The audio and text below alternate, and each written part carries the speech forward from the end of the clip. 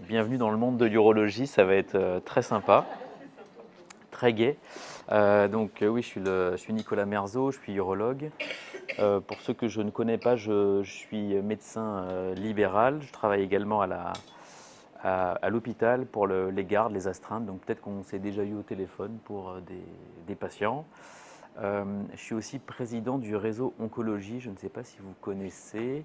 C'est une association qui a pour but d'organiser, de promouvoir le dépistage des cancers en Nouvelle-Calédonie. Et on a un très beau site internet où toutes les RCP sont notées. Et si vous le souhaitez, je vous encourage à nous donner votre mail et on peut vous envoyer toutes les RCP, tous les comptes rendus de vos patients. On est inscrit à la RGPD, tout est confidentiel, c'est vraiment bien organisé. Donc n'hésitez pas à revenir vers moi, vous m'envoyez un petit mail et puis je vous ajoute dans la mailing list. Ça s'appelle le réseau Oncologie. Voilà, n'hésitez pas. Donc là ce soir, je vais vous parler du cancer de la vessie. Ensuite, on va parler d'incontinence urinaire et on va arriver par le cancer de la prostate. Donc, le cancer de la vessie en urologie. Alors, est-ce que ça vous convient si je parle comme ça ou vous voulez que je prenne un micro? Au fond, c'est bon? Ouais? Ok. Donc, le cancer de la vessie, c'est un cancer qui est assez particulier parce qu'il faut une rapidité de diagnostic. C'est un cancer qui peut évoluer très rapidement et qui a un taux de mortalité, si on passe à côté du diagnostic, qui est assez élevé. On a tous des patients qu'on connaît qui ont eu un cancer de la vessie et on les a vus au moment où on fait le diagnostic, on a une hématurie macroscopique et malheureusement, le moment, quelques mois après, où on voit que le cancer est déjà métastatique et en fait, c'est là où on fait de la médecine parce qu'on n'a quasiment plus rien à faire, donc on va accompagner le patient pour sa fin de vie. C'est extrêmement dur quand on est médecin. Et en fait, pour vraiment éviter ça, il faut essayer de diagnostiquer le plus rapidement possible ce fameux cancer de la vessie. C'est pour ça que les urologues sont assez stressés par rapport à ça. Je pense que vous l'avez peut-être remarqué.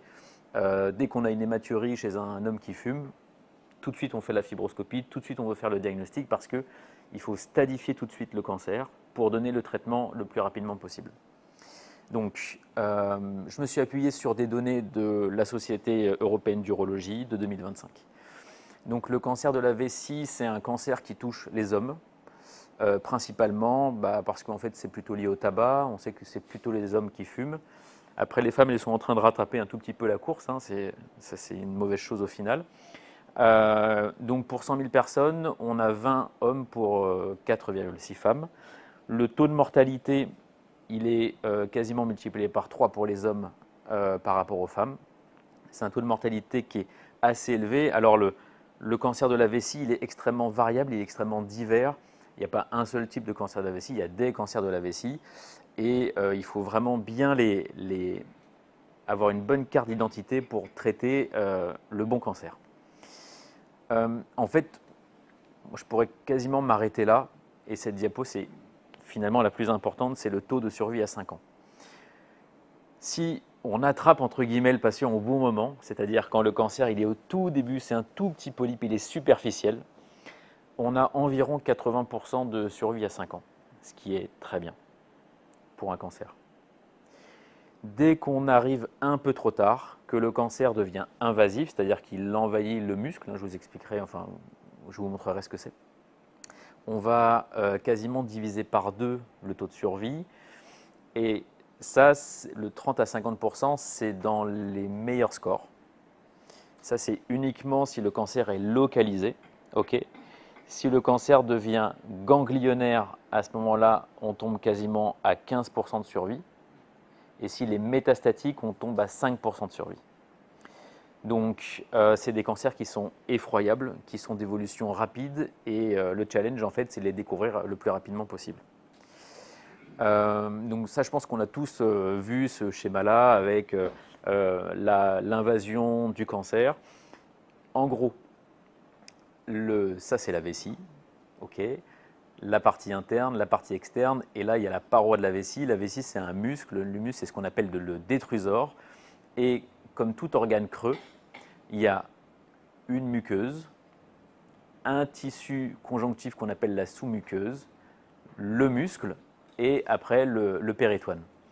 Le challenge, c'est de trouver ici les tumeurs quand elles sont juste superficielles. Quand elles commencent à devenir infiltrantes, là en fait c'est la course contre la montre, il faut absolument traiter le plus rapidement possible le patient et malheureusement il faut retirer la vessie. Donc c'est ça le problème du cancer de la vessie, c'est que quand elle devient infiltrante, on va avoir une morbidité du traitement qui va s'accompagner derrière peut-être d'une surmortalité. Donc vraiment, il faut essayer de trouver ces tumeurs superficielles le plus rapidement possible. Quand on interroge un patient, donc le facteur de risque qui revient le plus fréquemment, c'est le tabagisme. Ça, c'est une évidence. On met maintenant en évidence le tabagisme passif. En gros, c'est plutôt des femmes qui ont eu un cancer de la vessie parce qu'elles étaient avec un homme qui fumait beaucoup dans la cuisine, dans la voiture, dans le salon, tout ça. Et donc, on a un tabagisme passif qui commence à arriver. L'exposition environnementale et professionnelle le plus fréquent, c'est les peintures. Il faut demander à vos patients s'ils ont été peintres en bâtiment. Et on a certains patients, vraiment, enfin, ça se ressort, hein, on le voit. Ce n'est pas des fumeurs. Qu'est-ce que vous avez fait comme métier? J'étais dans le bâtiment, j'ai travaillé dans la peinture. En fait, on a une exposition professionnelle. On a quelques causes génétiques, mais ce n'est pas les plus fréquents. Et on a le classique, entre guillemets, ça c'est plutôt des patients qui ont vécu en Afrique, qui ont eu une infection chronique de la vessie type bilharziose. Donc il faut dans l'interrogatoire poser des questions pour savoir s'ils ont vécu assez longtemps en Afrique, pour voir s'ils ont un risque d'infection à bilharziose. Mais le plus fréquent, c'est le tabagisme, c'est ce qu'on retrouve quasiment dans 90%, 95% des cancers de la vessie. Même s'ils sont sevrés, malheureusement, on les voit à 10 ans, à 15 ans, il y a quand même un sur-risque de faire un cancer de la vessie. Quand on découvre un cancer de la vessie, on le découvre soit à un stade qui est superficiel, soit à un stade qui est infiltré. Dans 75% des cas, on fait plutôt bien notre travail, c'est plutôt bien, puisqu'on le découvre quand il faut. Et malheureusement, dans 25% des cas, on n'est pas bon.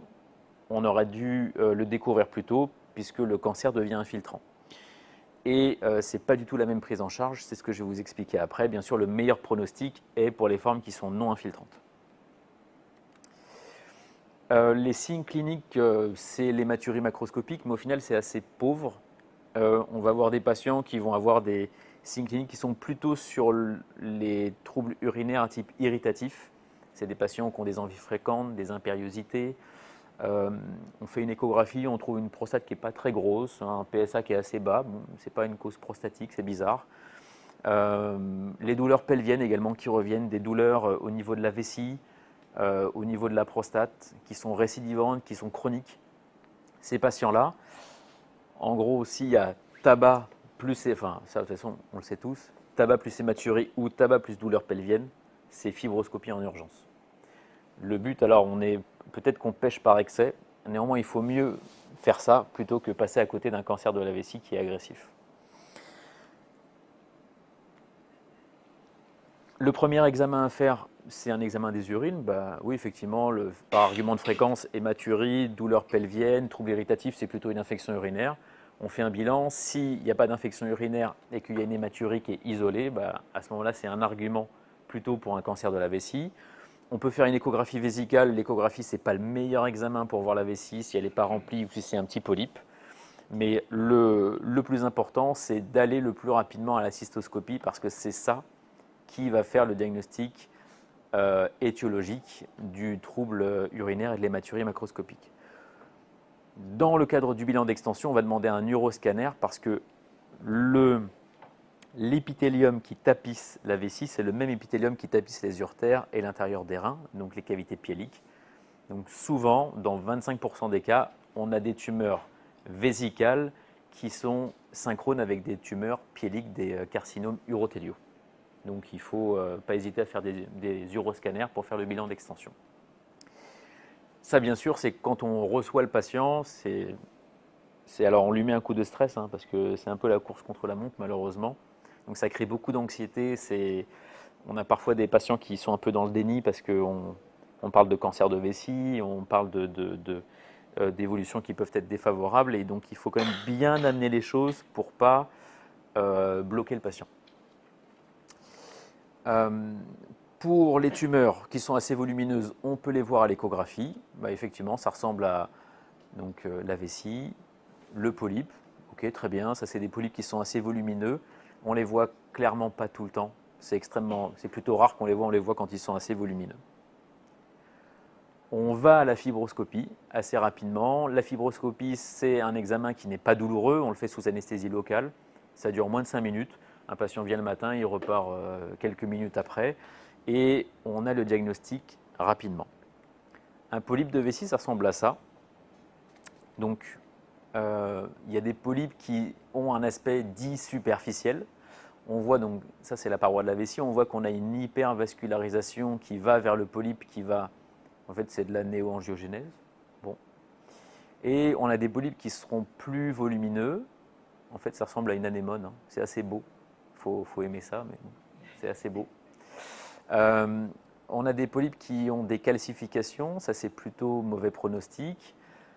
Alors là, on ne le voit pas très bien, mais ça c'est un polype qui est dans un diverticule. Donc le diverticule, c'est une hernie de la paroi de la vessie où on ne va plus avoir de muscles, donc on n'a que la muqueuse. Et donc ces polypes, en fait, ils sont considérés comme infiltrants tout de suite. Malheureusement, il n'y a plus le muscle pour protéger. Donc un polype dans un diverticule, malheureusement, c'est la cystectomie quasiment obligatoire. Donc on va réaliser ce qu'on appelle une résection du polype et on va avoir une histologie. Alors avant, on peut faire un uroscanner. Au niveau du scanner, on voit le polype qui est au niveau de la vessie. C'est un scanner injecté. De manière fortuite, on peut faire une IRM, parce qu'on fait une IRM, en fait, on tombe sur ce polype. Et là, on voit, alors c'est toujours très beau, les séquences d'IRM. Là, on voit le polype qui est ici, et on voit le pied du polype, là, qui est hypervasculaire.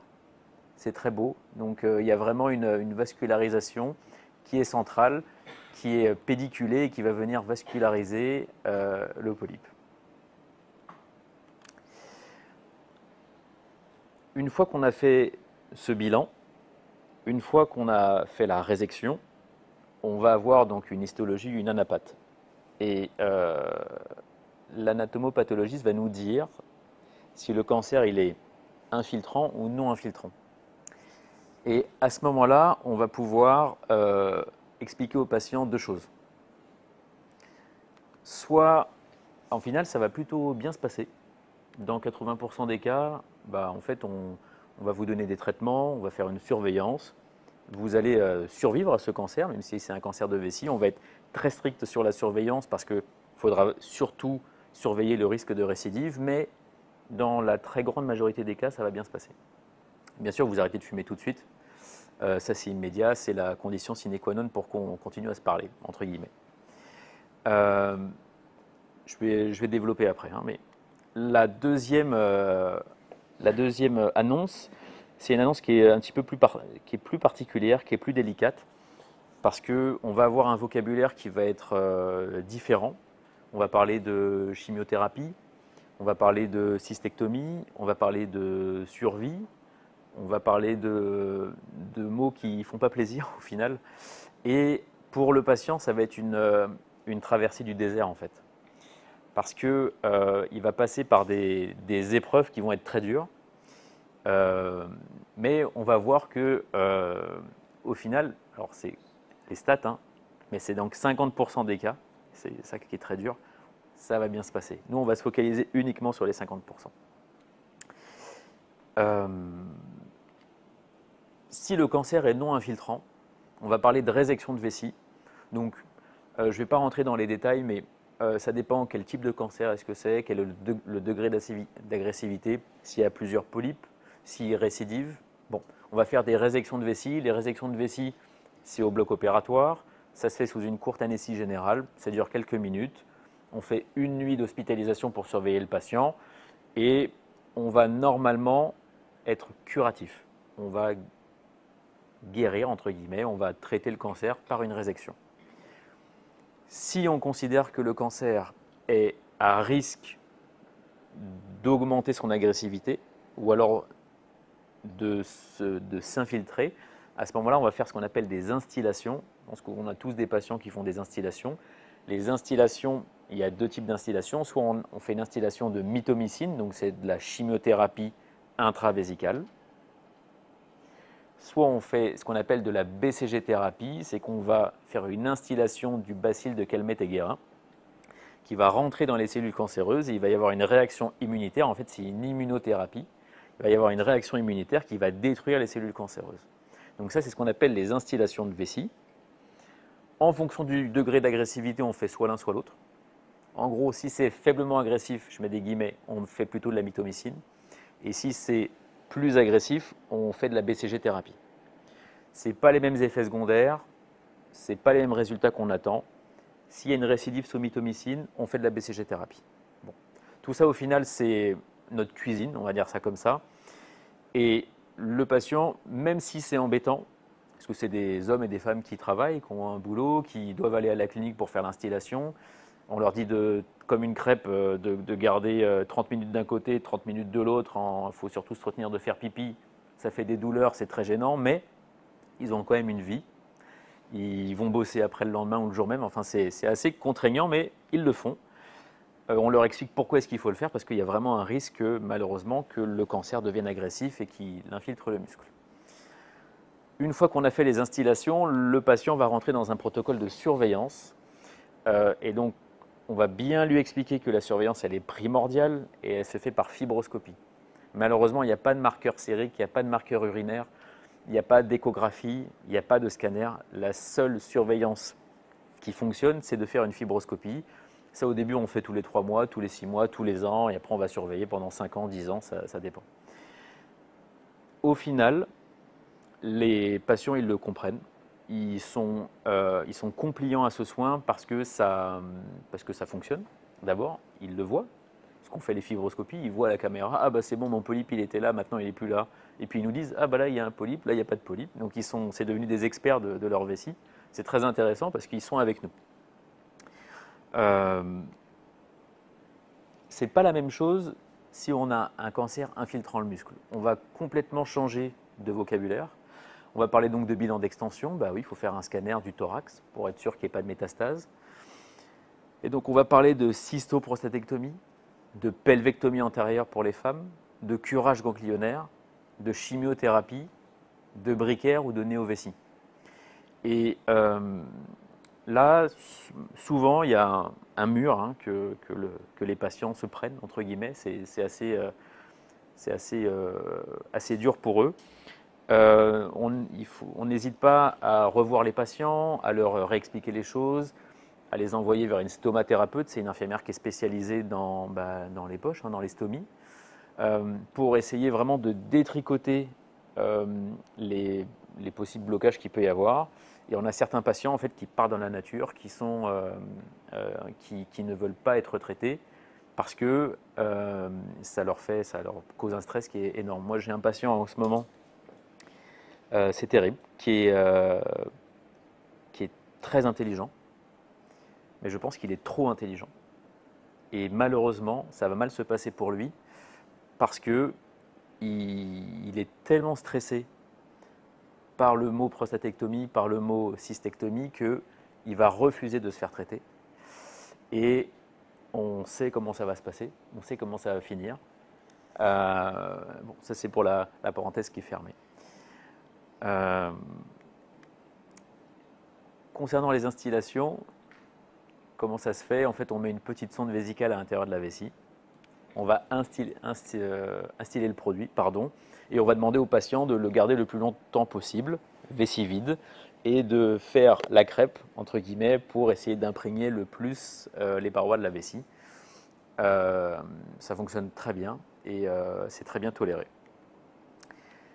Concernant l'intervention de Bricaire, donc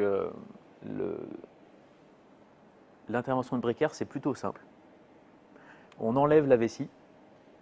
Si c'est un homme, on enlève la prostate en même temps. Si c'est une femme, on va enlever l'utérus, les ovaires, et on va enlever la paroi antérieure du vagin. Les suites, on va en parler après. Hein. Il y a évidemment une modification du schéma corporel. C'est forcément une intervention qui est assez morbide. Il y a aussi un taux de mortalité qui n'est pas négligeable. L'intervention de Bricaire, ça consiste à venir prélever la dernière anse de l'intestin de l'iléon. Alors on va laisser 20 cm avant la valvule de Bowen pour permettre l'absorption de la vitamine B12. Bon. On va prendre ce segment d'intestin. Ce côté ici, on va venir l'aboucher à la peau. Donc ça, c'est la stomie. Et on va venir anastomoser les uretères au niveau du bout du Bricaire. Après l'intervention, le patient aura ce qu'on appelle des sondes monogie, donc pour cathétériser les uretères pour que l'anastomose cicatrise bien, qu'il n'y ait pas de, vous savez, de sténose de l'anastomose. On a certains patients malheureusement qui ont sténosé et ils finissent avec des sondes monogie qu'on est obligé de changer toutes les 6 semaines. Je ne sais pas si vous avez des patients qui ont ça. Bon, ça arrive, c'est assez rare mais ça arrive.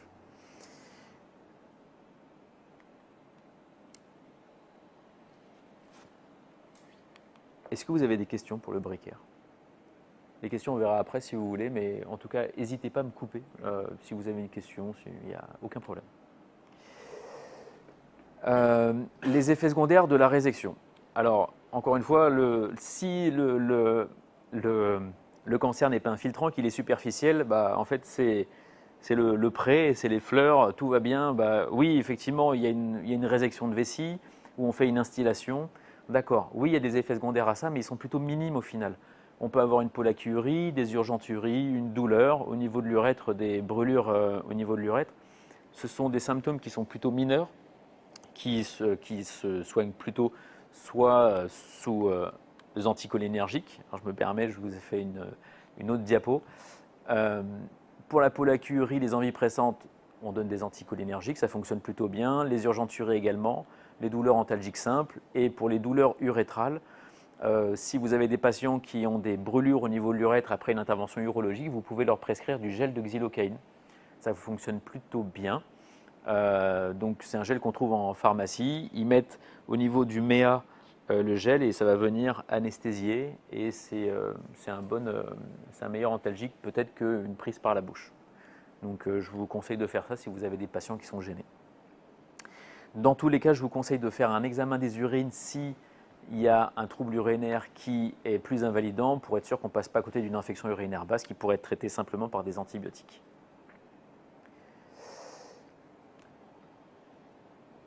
Je passe de l'autre côté, concernant la traversée du désert. Donc, quand on a notre patient qui a un cancer qui est infiltrant, je ne vais pas parler des cancers métastatiques ou des cancers ganglionnaires parce que, en fait, au final, ces patients-là, ils vont plutôt être traités par de la chimiothérapie et puis après par des soins de confort. Je vais plutôt aller vers les patients qu'on peut traiter de manière curative. Et donc, c'est des patients qui ont un cancer de la vessie qui infiltre le muscle, qui ne sont pas ganglionnaires, pas métastatiques. Ceux-là, on peut les traiter. Et alors, je leur explique qu'ils vont se prendre vraiment un tampon. Ils vont se prendre un bus. OK. Il va falloir tenir le coup parce que ça va être dur. Et ils vont passer par des phases où ils ne vont pas avoir le moral. On les voit arriver. Hein. On les voit arriver. Là, j'ai un patient, 75 ans, veilleur de nuit toujours, qui travaille toujours. Qui a un cancer de vessie, qui a eu de la chimiothérapie néoadjuvante, parce que pour diminuer le risque de métastase microganglionnaire qu'on ne verrait pas au niveau du scanner ou du bilan d'extension, on fait une chimiothérapie néoadjuvante. En fait, on va venir nettoyer par de la cisplatine le corps pour être sûr que le cancer soit uniquement au niveau de la vessie. Donc, comment ça se passe? Ils arrivent en consultation, on fait l'annonce, donc déjà, c'est extrêmement dur. On leur dit, maintenant, avant la chirurgie, vous allez aller à la chimiothérapie. Vous allez faire 4 ou 6 séances de chimiothérapie. Au début, ça se passe bien. La première, ça se passe bien. La deuxième, ça se passe bien. La troisième, ça commence à être beaucoup plus dur. Et puis la quatrième, c'est l'enfer. Donc ils ont perdu 5 à 10 kilos. Ils ont une alopécie quasiment complète. Ils n'ont plus de sourcils, plus rien. Ils arrivent à l'intervention, ils sont séchés. Vraiment séchés. Donc la traversée du désert, elle commence. Elle commence pour eux. Donc, avant l'intervention, avant la cystectomie, avant cette intervention qui est assez importante, bien sûr, le patient est en stress. Il y a 31% des patients qui vont décrire un trouble psychique après l'annonce. Il ne faut pas le méconnaître. C'est vrai que nous, peut-être, les urologues, on est tellement focalisés sur la vessie qu'on doit oublier le reste. Donc, je vous encourage vraiment à nous aider et à accompagner le patient dans ce sens-là. Les effets secondaires de la chimiothérapie, donc c'est l'alopécie, l'altération de l'état général, les vomissements, et on peut avoir des nécroses tubulaires liées à la chimiothérapie qui malheureusement doit faire arrêter la chimiothérapie. Si on voit que le patient commence à être unfit, ça veut dire qu'il commence à plus tolérer la chimiothérapie, on arrête, et on va passer à l'intervention chirurgicale. Donc l'intervention chirurgicale, on peut la faire soit par voie cœlioscopique, donc on met une petite caméra au niveau du nombril, on va venir retirer la vessie, retirer la paroi antérieure du vagin, retirer la prostate, et on va faire donc soit le briquaire, soit la néovessie. Donc la néovessie, je ne sais pas si vous avez des patients qui ont une néovessie, donc on discutera après de la différence entre les deux, mais la néovessie, en fait, on va venir reconstruire la vessie à l'intérieur, donc il n'y a pas de poche. On se sert d'un morceau d'intestin et on va faire un pliage. Donc en fait, on va couper l'intestin dans un sens et on va le recoudre dans l'autre sens pour créer une poche. Cette poche, on va l'anastomoser à l'urètre et on va mettre les deux uretères dessus. Avantage, inconvénient. En gros, avantage, le schéma corporel il est plutôt conservé. Inconvénient, les suites opératoires peuvent être un peu plus délicates parce qu'on n'a pas la vue sur la néovessie, alors que le briquaire, on sait tout de suite ce qui se passe. Donc on a un peu plus de comorbidité sur les néovessies que sur les briquaires. Mais sur le long terme, après, il n'y a plus aucune différence. Donc cette intervention, comme il y a un geste sur l'intestin, les patients, très souvent, ils sont en ileus réflexe. Donc il y a de la nausée, il y a du vomissement. Ils ont une sonde nasogastrique pendant 24-48 heures, même si on essaie de ne pas la mettre pour favoriser la motilité intestinale. Ils peuvent avoir un sepsis à point de départ urinaire. Bah oui, c'est normal, hein. On prend de l'intestin où il y a des bactéries à l'intérieur, on les met au niveau des uretères, les bactéries elles peuvent remonter au niveau des reins, donc ça fait un sepsis à point de départ urinaire. Et donc il faut le traiter rapidement, bien sûr. S'il y a un peu d'urine qui passe à côté de l'intestin, on a ce qu'on appelle un uropéritoine. Donc l'urine est dans le péritoine, elle est réabsorbée par le péritoine. Donc en fait, on va avoir une insuffisance rénale aiguë de réabsorption. Donc c'est assez particulier, mais en fait, on a une insuffisance rénale avec une hyperkaliémie. Et c'est pas que les reins ne fonctionnent pas, c'est qu'en fait, il y a une fuite d'urine et que le corps réabsorbe l'urine, en fait, ça passe dans le sang. L'anémie, bien sûr, il peut y avoir un saignement. Et comme toute intervention chirurgicale oncologique lourde, il peut y avoir une embolie pulmonaire. Donc le patient, en fait, il va passer à travers tout ça. Souvent, il n'évite pas les balles, il se les prend. Il prend l'iléus, il prend les nausées, il prend le vomissement. La sonde nasogastrique est très désagréable, il se la prend aussi. Mais au final, il va se sortir de ça.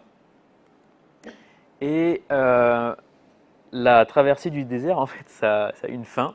C'est pour ça au final, on leur dit que ça va être dur, mais il faut vraiment qu'ils s'accrochent parce que ça vaut le coup. Et au final, ça va bien se passer. Dans 50% des cas, on va rester que sur ces patients-là. Ça va bien se passer et ils vont vivre, c'est ça le plus important. Et quand on fait le point au bout d'un an, c'est ce que je leur dis, bon bah voilà, on a fait le diagnostic en mars 2025. Ça va être très dur cette année, mais on va se revoir en mars 2026 et vous allez voir, ça va être derrière vous et ça va très bien se passer.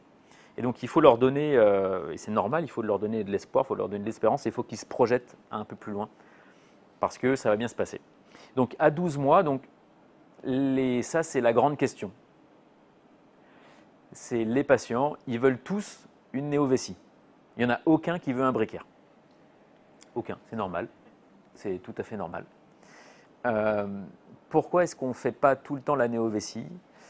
Parce que si le cancer est invasif au niveau de l'urètre, malheureusement, on doit faire une urétrectomie, donc on retire l'urètre, et donc on ne peut pas anastomoser. On n'a plus rien à anastomoser, il y a un risque majeur qu'on laisse du cancer à l'intérieur, donc ce n'est pas possible. C'est un no-go. D'autre part, parfois on ne peut pas faire de néovessie parce que le mésentère de l'iléon, on n'arrive pas à le descendre assez bas au niveau de l'urètre, ça peut arriver. Et si on tend trop ce mésentère, on va créer une ischémie au niveau de l'intestin et donc il va y avoir une nécrose complète de la néovessie. Et ça, c'est catastrophique derrière et donc on l'évite. Donc au final, malheureusement, les patients ils vont quand même plutôt avoir un briquaire. Plutôt. Puis après, il y a aussi les patients qui vivent, par exemple, en brousse, en tribu. La gestion de la néovessie, ce n'est pas la même chose que la gestion d'un briquaire. Un briquaire, c'est un peu plus facile quand même. Il faut changer les poches, c'est un peu plus simple. La néovessie, il faut parfois faire des autosondages, ça peut être un peu plus compliqué. Donc, on va sélectionner les patients pour les néovessies qui sont bien cortiqués, qui comprennent les choses, plutôt jeunes, plutôt en bon état général. Pour plutôt faire simple, on va aller sur un briquaire. La question, et ça c'est ce que je dis aux patients, ok, vous voulez une néovessie, peut-être que vous allez avoir un briquaire, on va voir, mais on a demandé à 3750 patients qui ont eu soit un briquaire, soit une néovessie, et alors, au final, après tout ça, après vous êtes passé par tout ça, bon. En fait, au niveau de la qualité de vie physique et psychique, ils ont les mêmes scores de qualité de vie. Donc, un patient qui a un briquaire, au final, à 1 an, c'est pas grave, c'est la vie, c'est comme ça. On a des patients qui font de la plongée sous-marine, hein, ils enlèvent leur poche, hein, c'est pas grave, hein, on a la stomie, ils vont plonger, puis ils remettent leur poche après, et puis c'est réglé. Il n'y a aucun problème. Ils peuvent se baigner à la mer, à la rivière, tout ce qu'ils veulent. Il n'y a aucun problème avec un briquaire. Donc, la qualité de vie, au final, elle est similaire entre les deux. Donc, il ne faut pas non plus faire une fixation entre les deux, c'est pas si important que ça au final. L'homme, une fois qu'on a fait la cystoprostatectomie, donc on ne peut pas laisser la prostate en place. Parce que la vessie, elle est dans la prostate comme un œuf dans un coquetier. Et il y a trop de risques de laisser du tissu résiduel au niveau de la prostate, donc on est obligé de retirer la prostate. Si on retire la prostate complètement, on va retirer les nerfs de l'érection. Et donc, les patients vont présenter une dysfonction érectile qui va être quasiment totale, malheureusement. Il faut les prévenir, il faut en parler, c'est très important. Nous, on essaie d'en parler le plus possible, mais c'est vrai qu'on a tellement de choses à dire, entre guillemets, sur ce qui va se passer, que on en parle, mais au final, on explique aux patients que en fait, on va essayer de vous sauver la peau, en fait. Okay, et donc, malheureusement, il va y avoir un prix à payer avec la dysfonction érectile. Et ils le comprennent. Ils le comprennent. Alors, ceux qui sont après à 5 ans, à 10 ans, ils viennent nous voir, maintenant je veux bander, hein, je veux avoir des rapports, comment je fais? Donc, après, on a des techniques, hein, on a soit des injections d'EDEX avec des injections intracaverneuses, ou alors les pompes à vide. Ça fonctionne bien. Okay. Mais au début, il y a une sidération. Honnêtement, les patients ne pensent pas à ça. Ils sont tellement focalisés sur leur maladie que ça vient plutôt après. Chez les femmes, comme on enlève la paroi antérieure du vagin, bien sûr, on va refermer le vagin, mais il peut y avoir une dyspareunie secondaire parce que la cavité vaginale va être un petit peu plus petite. On peut avoir des lésions également au niveau des nerfs du clitoris, donc on peut avoir également des anorgasmies. On n'est pas très bon dans l'évaluation post-opératoire de la vie sexuelle des femmes qui ont une pelvectomie antérieure. On n'est pas très bon, il n'y a pas beaucoup de recherches, il n'y a pas beaucoup d'études. On n'en parle pas beaucoup en consultation. Si vous avez des patientes qui ont eu des pelvectomies antérieures, je vous encourage quand même à en parler pour voir ce qu'elles en disent. Et puis, nous les adresser s'il y a quelque chose, au final, il n'y a pas grand-chose à faire. Mais en tout cas, en parler, c'est déjà peut-être la première chose. Est-ce que vous avez des patients qui ont un peu de mucus? Donc parfois, vous savez, le briquaire ou les néovessies, ça fait du mucus parce que l'intestin va créer du mucus. En fait, c'est des petites sécrétions qui sont blanches. Parfois, j'ai des urgentistes qui sont très très bons, qui m'appellent et qui me disent oui, mais en fait, il y a du pus qui sort au niveau du briquaire. Qu'est-ce que je fais? Mais en fait, on voit ensemble que c'est du mucus. C'est pas une infection urinaire, c'est pas une pyurie, c'est du mucus et on va venir juste laver l'intérieur du briquaire et ça se résout tout seul. Donc c'est pas un sujet. Et bien sûr, les sepsis à point de départ urinaire, ça peut arriver également sur ce type d'intervention. Est-ce que vous avez des questions? Ok, je me permets. Le lavage du briquaire, c'est vous qui le faites? Oui, oui, on peut le faire, mais sinon vous pouvez également le faire. C'est très simple, il faut mettre une petite sonde à l'intérieur du briquaire, donc on met un petit calibre, on gonfle le ballonnet à 5 cc, pas trop parce que comme ça on ne met pas en tension le briquaire, et on va venir laver avec du sérum physiologique pour aspirer les sécrétions du mucus. Et parce que parfois ça peut boucher un petit peu le briquaire et ça peut aider vraiment les patients. Donc je vous encourage à le faire et à prescrire également de l'eau de Vichy aux patients, ça diminue la sécrétion de mucus. Voilà. Petit aparté sur l'impact du tabac. Donc les stats, c'est que ça multiplie par 2 à 6 le risque de développer un cancer. Les cigarettes à faible teneur en goudron n'offrent pas de protection. Bon. Et il y a un sujet sur les cigarettes électroniques. La question, c'est on ne sait pas. Voilà. Donc, est-ce que c'est mieux, est-ce que c'est pas mieux? Actuellement, je ne peux pas répondre à cette question. La question du cancer de la prostate. On va en parler tout à l'heure, mais en fait, dans 25% des cas, quand on retire la prostate d'un homme, on retrouve un cancer de la prostate qui est associé. Donc, en même temps, on va faire le suivi du cancer de la prostate. Donc, dans un quart des patients. Ok, j'ai un peu dépassé. Est-ce que vous avez des questions pour le cancer de la vessie? Je ne me souviens pas si tu l'as cité, l'âge d'apparition. L'âge d'apparition, non, je ne l'ai pas cité. Parce que... Pardon. Non, je ne l'ai pas cité, mais c'est entre 60 à 70 ans. En fait, les patients qui ont des cancers de vessie 80-90 ans, ces patients, c'est plutôt les facteurs de risque, c'est plutôt l'âge et c'est moins le tabac. Donc le cancer de vessie du sujet âgé, il n'y a pas de tabac généralement dans l'exposition. C'est plutôt l'homme jeune, 50, 60, 70.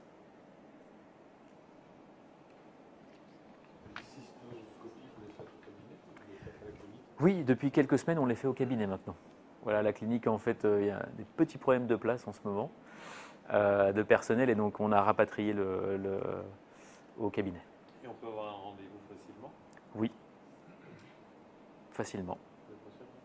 Oui. Par mail? Par mail, ou alors on peut prendre un rendez-vous sur le site internet, on est sur Allo Santé, je crois.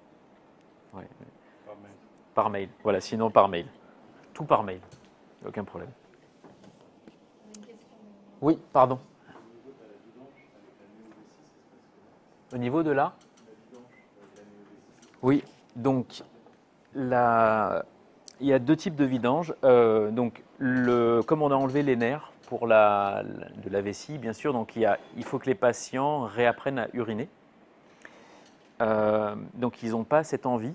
Donc en fait, ils décrivent une voussure ou une gêne. Ils vont décrire une sorte de gêne. Donc ça, c'est déjà l'envie d'uriner. Ensuite, soit ils vont donc se pencher un petit peu, faire ce qu'on appelle une manœuvre de Credé, c'est-à-dire appuyer sur la vessie pour la vider. Ça, c'est dans la majorité des cas. Mais parfois, ça ne fonctionne pas. Et donc à ce moment-là, ils vont faire ce qu'on appelle un autosondage. Donc c'est pour ça que c'est pas si bien que ça, en fait, la néovessie. Il faut que ce soit des patients qui soient très très bien sélectionnés, qui comprennent la difficulté de faire des autosondages si jamais ça ne fonctionne pas. Donc voilà. Est-ce que vous avez d'autres questions? Est-ce qu'il y a plus d'infections avec le briquet qu'avec la néovessie? Il y a moins d'infections avec le Bricaire qu'avec les néovessies. Parce que le néovessie, il y aura un peu plus de résidus post-mictionnels et donc un peu plus d'infections. Le Bricaire, c'est une incontinence totale, donc ça sort tout de suite. Il n'y a pas du tout de diagnostic différentiel infectieux avec le mucus? Euh, On peut méconnaître quand même. D'ailleurs, vous parlez du pus qui peut être. oui, là, je réfléchis et je ne vois pas pour le moment. Non. Ah non. Ok.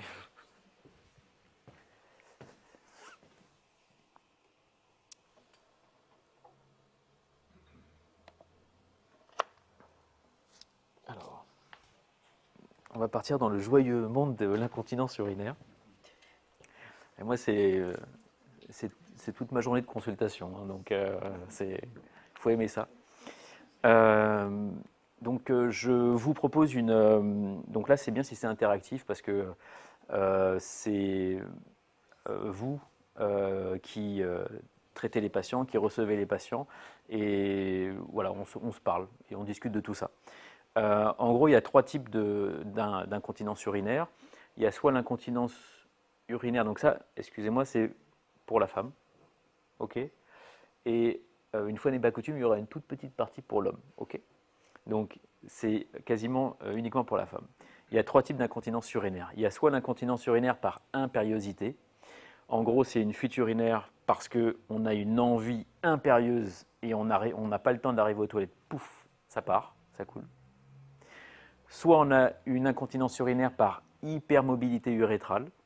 Donc ça, c'est l'incontinence urinaire à l'effort. Donc c'est quand on rit, quand on tousse, quand on porte, quand on fait du trampoline, quand on va courir. On a une incontinence qui est à l'effort. Et, sinon c'est pas drôle, souvent c'est mixte. Il y a un petit peu des deux. Et c'est très intéressant de pouvoir traiter les deux parce qu'on va rendre service à nos patientes. Un petit drapeau rouge. Si vous avez une patiente ou un patient qui vient pour une incontinence urinaire, il y a deux diagnostics à rechercher. Un, c'est le cancer de la vessie, parce que le cancer de la vessie, ça peut provoquer des impériosités compliquées d'incontinence urinaire. Et deux, c'est le globe, en fait, c'est la rétention chronique d'urine, ça vous le savez très bien. En fait, le patient, il est en globe, il a des mictions par regorgement, puis ça coule un petit peu. Ça, c'est plutôt chez l'homme. Chez certaines femmes, le globe, il est plutôt rare, mais ça, c'est plutôt chez l'homme. Au final, pour faire la différence entre les deux, juste l'interrogatoire pourrait suffire.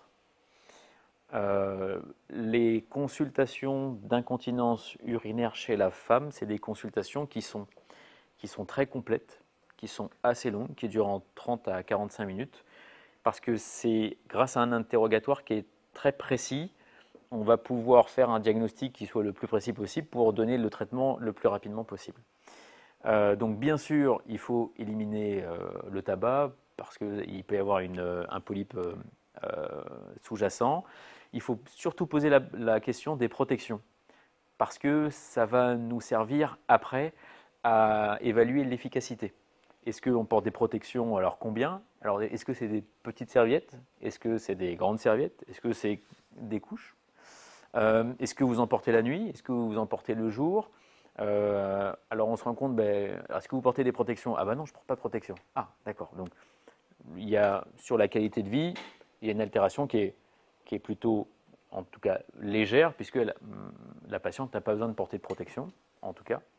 La nuit, s'il y a des fuites la nuit, c'est plutôt une incontinence urinaire par impériosité, parce que la nuit, normalement, on ne fait pas d'effort, ok.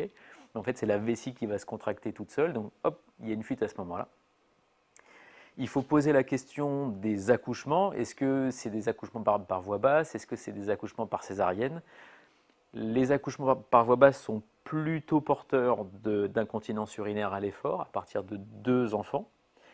Est-ce que c'est des bébés macrosomes? Est-ce qu'il y a eu des forceps? Est-ce qu'il y a eu des complications obstétricales? Il faut poser ces questions-là.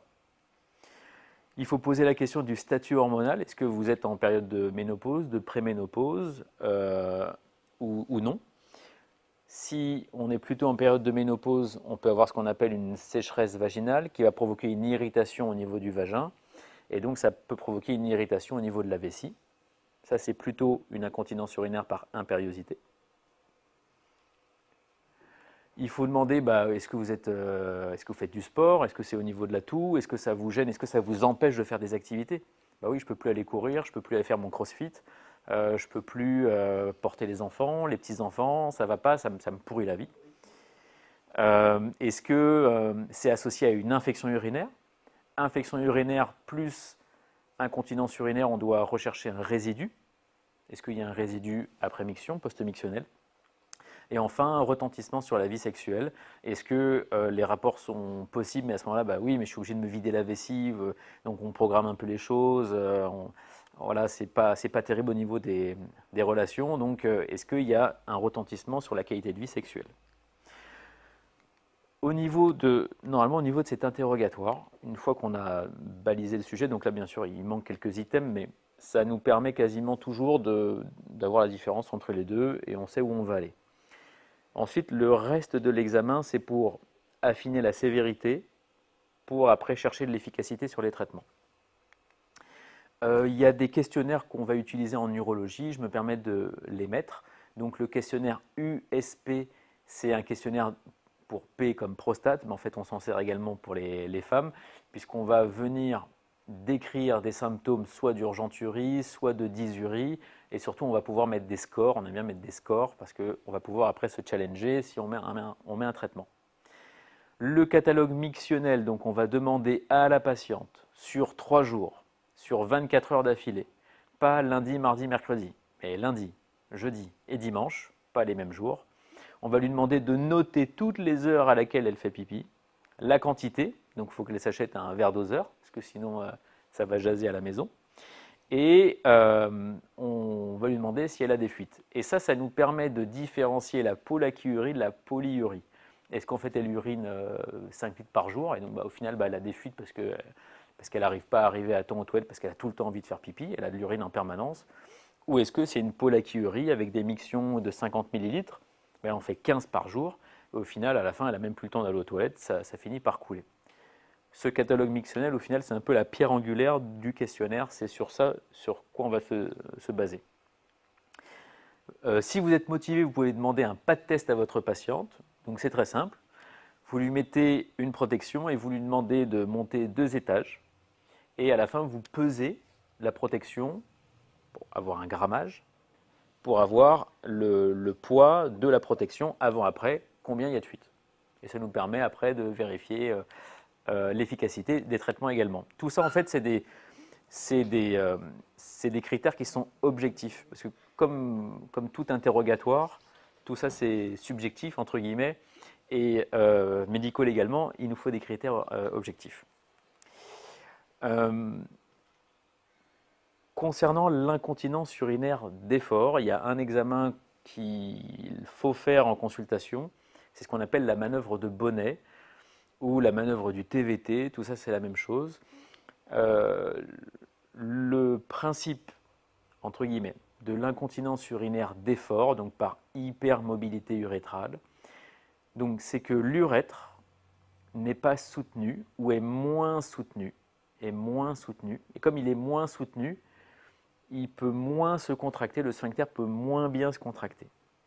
Et donc ça va provoquer une incontinence urinaire à l'effort. Si on va mettre un tissu de soutien, donc soit on va faire un toucher vaginal, et on va mettre les doigts entre l'urètre, on va venir soulever l'urètre, surélever l'urètre, on va demander à la patiente de tousser avant et après. S'il n'y a plus de fuite à la toux, ça veut dire que la manœuvre de Bonnet est positive, ça veut dire qu'il n'y a plus de fuite quand on va soulever l'urètre. Donc en fait, on va venir créer une base pour l'urètre. Ça va être intéressant pour ce qu'on appelle la bandelette de type TOT, je ne sais pas si vous en avez entendu parler. Ça va nous aider à avoir un pronostic sur l'efficacité de la bandelette.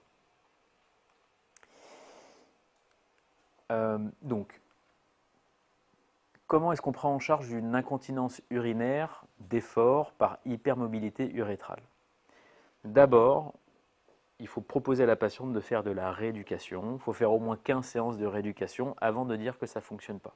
Généralement, les patientes, en fait, vous nous les adressez, elles ont déjà eu vous leur avez déjà prescrit de la rééducation. Dans environ 30 à 50% des cas, elles sont satisfaites, mais elles vont revenir vous voir souvent parce que l'effet de la rééducation, c'est bien, parce qu'il n'y a quasiment pas d'effet secondaire, mais néanmoins, l'effet dans le temps, il va diminuer avec le temps, et donc c'est des patientes qui vont revenir vous voir. Bon. Donc, j'ai mis dans cet ordre-là parce que il faut proposer ça médico-légalement. D'abord, c'est un traitement qui est conservateur. On fait une rééducation, échec, réussite. Si ça ne fonctionne pas, il faut proposer le PCR à la patiente. Donc un PCR, je vais vous montrer ce que c'est. C'est un PCR particulier, ce n'est pas pour une chute d'organes, hein, mais c'est vraiment pour stopper les fuites urinaires. C'est un petit objet qu'on met à l'intérieur du vagin qui va venir soutenir l'urètre. On n'en prescrit pas beaucoup parce que c'est un peu embêtant, c'est pas très pratique, il faut le changer, ça peut s'infecter, ça peut faire des érosions, c'est pas très sympa. J'en ai prescrit pour une de mes patientes qui est championne d'haltérophilie et qui, pendant ses entraînements, en fait, avait des fuites urinaires sur les efforts intenses. Elle était trop jeune, entre guillemets, pour une bandelette. La rééducation, ça ne fonctionnait pas du tout. Elle avait des efforts qui étaient tellement importants que malheureusement, elle avait des fuites. Et donc, je lui ai proposé un PCR et elle était moyennement satisfaite parce qu'à la fin, ça l'a gênée au final. Bon, mais il faut le proposer. Il y a certaines patientes qui vont le prendre. Concernant la bandelette, donc ça, c'est la fameuse bandelette TOT. Donc, il y a eu un très bon effet marketing de la bandelette. Les laboratoires ont été très très bons. Parce que très souvent, les patientes, elles arrivent, elles disent moi, je veux ma bandelette. Voilà. Très bien, ok. Alors d'abord, on va faire de la rééducation, ça c'est important. Mais donc la bandelette, je vais vous en parler après. Donc c'est une petite intervention chirurgicale où en fait on va venir placer sous l'urètre un tissu en plastique, hein, c'est du polypropylène, et ça va venir soutenir l'urètre. En fait, ça change la vie des femmes, c'est vrai. Il y a un avant et un après.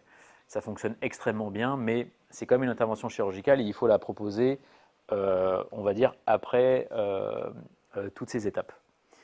Je fais une petite aparté sur l'hormonothérapie locale. Si vous avez une patiente qui est en préménopause ou en ménopause, il est utile de lui proposer une hormonothérapie locale parce que ça peut dans certains cas améliorer légèrement les patientes. Alors, c'est pour ça que c'est intéressant d'avoir une évaluation préopératoire, entre guillemets, pré-thérapeutique, parce qu'on va pouvoir s'évaluer. Est-ce que si je vous prescris de l'hormonothérapie, que vous faites un peu de rééducation, comment vous êtes maintenant? Vous portez combien de protection? Avant, vous étiez à 3, maintenant vous êtes à 1. Vous êtes satisfaite? Est-ce que vous voulez changer? Et au final, c'est comme ça qu'on va avancer avec ces patientes-là. Si la patiente vous demande, oui, mais est-ce qu'il y a un risque thromboembolique ou de cancer hormonodépendant avec l'hormonothérapie locale? Vous pouvez lui répondre non. Les études montrent que, en fait, il y a très peu de passages vasculaires et donc le risque thromboembolique ou de développer un cancer hormonodépendant est nul. C'est les études qui le montrent. Donc ça, on peut le dire aux patients. Je ne sais pas s'il y a des gynécologues ici. Sage-femme, voilà. Et peut-être vous êtes d'accord avec ça. Oui, on est d'accord surtout sur l'hydratation locale. Oui. Après, on a des bons résultats aussi avec des crèmes à base d'acide hyaluronique. Oui, absolument. Et en fait, moi j'avais vu certaines études où ils disaient que l'acide hyaluronique marchait quasiment aussi bien chez certaines femmes que l'hormonothérapie locale. Oui. Donc moi j'utilise plus les crèmes à base d'acide hyaluronique et j'ai des très bons résultats. Et c'est vrai que le problème chez les femmes périménopausées ou ménopausées, c'est qu'on ne leur parle jamais d'hydratation et qu'on améliore vraiment la qualité des tissus chez ces femmes-là. L'acide hyaluronique, vous les proposez chez les patientes qui sont en préménopause ou en ménopause ou les deux? Okay. Et là, dernièrement, j'ai une patiente, je crois, elle a 76 ans. Et en fait, elle avait vraiment des tissus ménopausiques avec une restriction de la vulve et du vagin. Et elle ne s'hydratait jamais. Et là, au bout de 3 semaines, un mois d'hydratation, j'arrive à l'examiner alors que Ok. j'arrivais même pas à mettre un doigt au niveau vaginal et là j'arrive à l'examiner correctement, quoi. Et ça a vraiment changé la qualité de ces tissus. Et c'est pris en charge, l'acide hyaluronique? Non. Ok. C'est pas très très cher, mais Ok. c'est cicatrisine ou des choses comme ça. C'est pas très cher, mais c'est pas du tout remboursé. Ok. Ce n'est pas remboursé. Donc, la kiné, la rééducation périnéale, et en fait, il faut qu'elle soit bien faite. Oui, Voilà. on est d'accord. Si la patiente, elle va dans un cabinet de kinésithérapie ou de sage-femme, et que le soignant met la sonde endovaginale et puis s'en va faire autre chose avec d'autres patients, les résultats sont un peu moins bons que si on a un soignant qui est avec la patiente et qui va la guider sur les bonnes contractions à faire pour améliorer la qualité des muscles péri-urétraux. Donc, je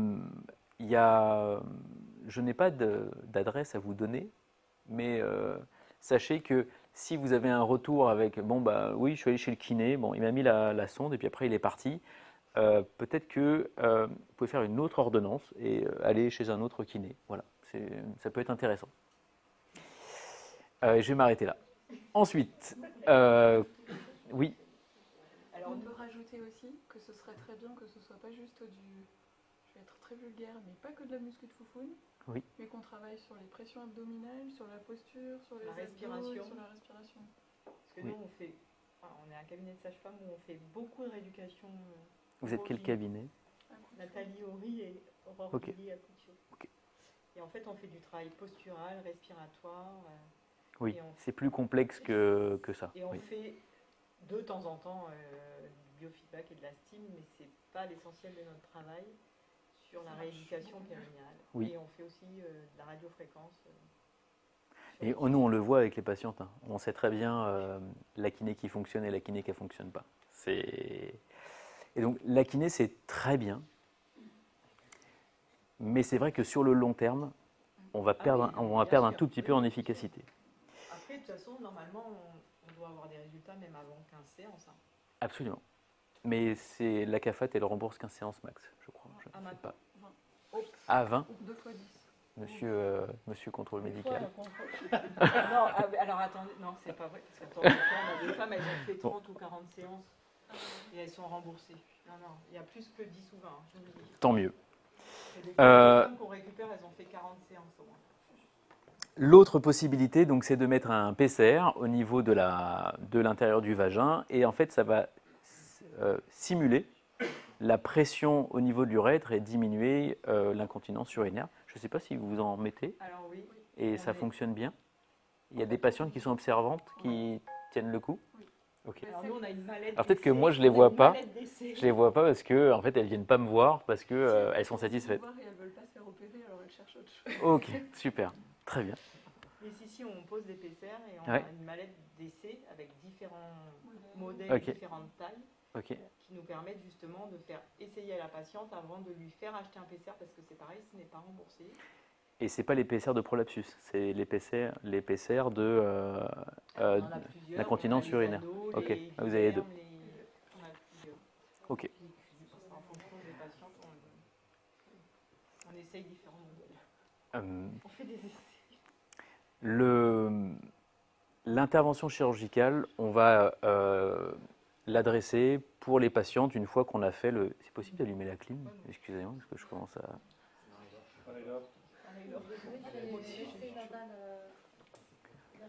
Ah, je vous remercie. Je suis en train de couler là.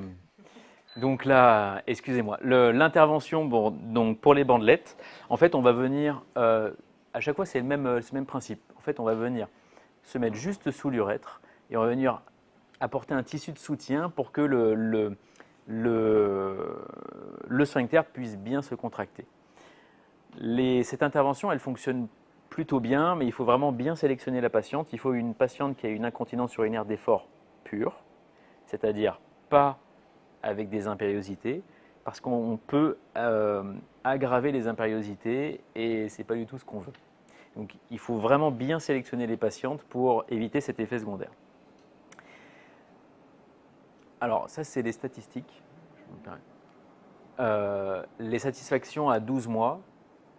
Pour les TOT, on est plutôt de l'ordre de 90%. Pour la kiné, on est plutôt de l'ordre de 60%. Mais en fait, avec la kiné, on va pouvoir amener et continuer à améliorer les patientes au fil du temps. J'avance un tout petit peu parce que sinon vous allez... il y a un traitement, je ne sais pas si les patientes vous en ont déjà parlé. En fait, on peut prescrire aux patientes de la duloxétine. C'est un inhibiteur de la recapture de la sérotonine. C'est un antidépresseur et ça va améliorer la stimulation du motoneurone du nerf pudendal. Et donc, chez certaines de vos patientes, vous pouvez leur prescrire. Ça va diminuer les fuites et améliorer la qualité de vie. Alors, est-ce que, comme les patientes sont sous antidépresseurs, elles ont des fuites mais elles s'en foutent? Peut-être qu'au final, elles sont améliorées. Je n'ai pas la réponse à cette question. Je vous fais une petite diapo sur l'acupuncture et le laser. Donc, l'acupuncture, ça fonctionne parce que ça a la même efficacité que le placebo. Donc, en fait, ça fonctionne. Il faut dire que ça fonctionne. Moi, je ne suis pas du tout obtus, hein, ok. Je suis ouvert à tout. Et l'effet placebo, ça fonctionne. Il ne faut surtout pas le minimiser. Et si vous avez des patientes qui ont un tropisme qui est plutôt sur des médecines type acupuncture, eh ben, c'est bien de leur proposer parce que ça peut leur diminuer l'incontinence urinaire. Donc, il ne faut pas passer à côté. Une petite ligne sur le laser Nd:YAG, ça c'est ce qui va révolutionner un petit peu la prise en charge dans les années qui arrivent. En fait, c'est du laser qu'on fait en intravaginal et on a une amélioration de l'incontinence urinaire. Alors ça, c'est dans les incontinences urinaires plutôt légères. Pour les modérées à sévères, en fait, malheureusement, elles ne vont pas être très améliorées, les patientes, mais en fait, on a quand même 20% d'amélioration. Mais au niveau du moyen terme, on n'a pas beaucoup de recul. Donc, à voir. Mais ça, vous allez en entendre parler. J'avance un tout petit peu. Le TOT, donc c'est une technique à 10 ans, on a 14% de récidive, donc il faut prévenir les patientes. C'est une intervention qui fonctionne plutôt bien. Vous serez satisfaite, mais dans 14% des cas, vous allez avoir encore des fuites à 10 ans. Est-ce que vous voudrez être opéré ou pas? La question est en fait pas tout le temps. 3% d'érosion, donc il faut en parler à la patiente. Il y a quand même des effets secondaires sur cette intervention. Et il ne faut pas le négliger, il y a 5% de dyspareunie après la pose du TOT. Donc c'est pour ça qu'il faut vraiment bien sélectionner la patiente et vraiment ne traiter les patientes chirurgicalement que qui sont très gênées avec une altération de la qualité de vie. J'avance sur l'incontinence par impériosité. Donc l'hormonothérapie locale, ça va vraiment plus soulager les patientes ou l'acide hyaluronique, plutôt pour les incontinences urinaires par impériosité, parce qu'on va améliorer la trophicité des tissus et on va diminuer ces envies fréquentes, ces envies pressantes au niveau de la vessie. Bien sûr, il faut traiter la constipation parce qu'il peut y avoir un retentissement de la constipation sur la vessie. Et il faut dire à la patiente d'arrêter le thé, la tisane, le café et les fruits parce que malheureusement, enfin diminuer, pardon, pas arrêter. Parce que ça joue. Mais c'est vrai, moi j'ai certaines patientes qui viennent me voir, mais je pisse tout le temps, j'en ai marre, ça ne va pas du tout. Qu'est-ce que vous buvez? Je bois 1 litre de thé par jour. Ah oui, d'accord. Déjà, vous arrêtez le thé, puis après, vous allez voir ce qui se passe. Et généralement, ça les améliore un petit peu. Mais encore faut-il poser cette question, parce qu'on est dans notre consultation et entre les antécédents de cancer et les antécédents chirurgicaux, on ne pose pas vraiment à demander, mais qu'est-ce que vous buvez? La rééducation périnéale, ça a sa place. Donc là, ce n'est pas de la rééducation proprement parlée sur la contraction du périnée, mais plutôt sur inhiber la contraction vésicale avec une contraction périnéale. Donc c'est essayer de se retenir, entre guillemets. Et là, la place de l'électrostimulation a un peu plus de place, entre guillemets, que dans l'incontinence urinaire d'effort. Il y a différents types de médicaments. Vous avez tous des patients qui ont des envies fréquentes et on leur prescrit ce qu'on appelle des anticholinergiques. Alors les anticholinergiques, c'est le Vésicar, le Ditropan, le Céris. Petite information, le Céris, c'est un anticholinergique qui ne passe pas la barrière hémato-encéphalique, donc vous pouvez les prescrire aux patientes plutôt âgées. Il y a moins de risque de confusion. Le problème des médicaments anticholinergiques, donc c'est des médicaments qui vont paralyser la vessie et donc diminuer les envies fréquentes. Les patientes, elles nous le disent, donc c'est bien, je suis un peu amélioré, l'effet il est plutôt léger. Par contre, je suis constipé, j'ai la bouche sèche et j'ai les yeux secs. Donc en fait, le problème de ces anticholinergiques, c'est l'observance. C'est qu'au bout d'un moment, en fait, les patientes, elles arrêtent parce qu'elles en ont marre. Bien sûr, vous pouvez mixer les traitements. C'est une très bonne idée. Vous pouvez un peu d'Itropan, un peu de Vésicar, et puis il faut trouver le bon schéma thérapeutique pour vos patients. Les antidépresseurs tricycliques, nous on en prescrit chez les patients qui ont des poussées urinaires sur sonde vésicale. Si vous avez des patients qui ont des poussées sur sonde avec des crampes très douloureuses, vous pouvez leur proposer de l'amitriptyline. Ça diminue les envies fréquentes. C'est intéressant. La neuromodulation. La neuromodulation, donc là en fait on va arriver un peu au bout de la chaîne. Donc vous avez votre patiente qui a une incontinence urinaire par impériosité. Vous avez mis l'hormonothérapie. On a proposé également de la kiné. Ça ne fonctionne pas. On va arriver après dans ce qu'on appelle l'hyperactivité vésicale, qui est dite idiopathique. S'il y a une cause, infection, cancer, en fait, on traite la cause, mais quand elle est idiopathique, en fait, on n'a pas de cause. Et donc, on peut proposer ce qu'on appelle de la neuromodulation. Donc, on va neuromoduler le nerf tibial qui est relié aux racines S2, S4, qui va saturer la vessie en électricité, entre guillemets, et donc qui va diminuer les envies fréquentes de la vessie, les contractions de la vessie, et donc l'incontinence urinaire. Ça, il y a 30% des patientes qui sont répondeuses, qui sont satisfaites. Et il faut, donc nous, on a notre schéma en fait, on avance progressivement et on n'hésite pas à le prescrire, c'est remboursé, c'est pris en charge et donc il y a 0 effet secondaire. Donc il ne faut pas s'en priver. On en fait déjà en rééducation comme ça. Oui. Nous, on déjà savoir si... Pardon. On en fait faire aussi. Oui. C'est intéressant quand c'est fait chez le kiné déjà. Comme ça, vous pouvez aussi savoir si on prescrit ou pas, si Oui. ça répond ou non. Absolument. Et du coup, oui, on peut vous les envoyer pour leur prescrire. Oui, bien sûr. Oui, oui.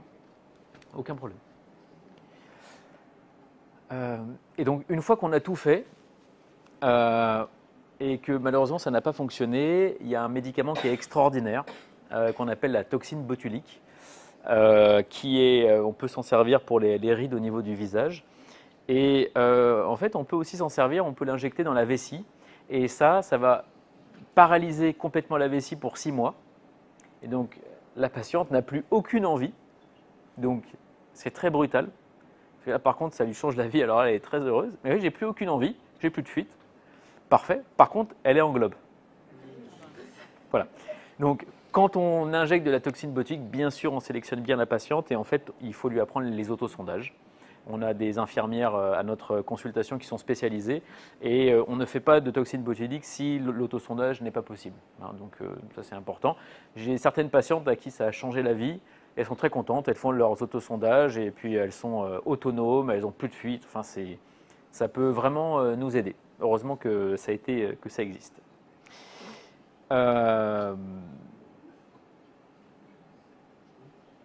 J'ai parlé, avant que je passe aux hommes, est-ce que vous avez des questions? Désolé, je suis allé un peu vite.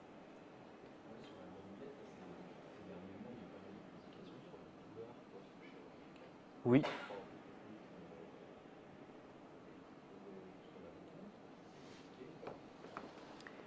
J'ai pas entendu la fin. Oui.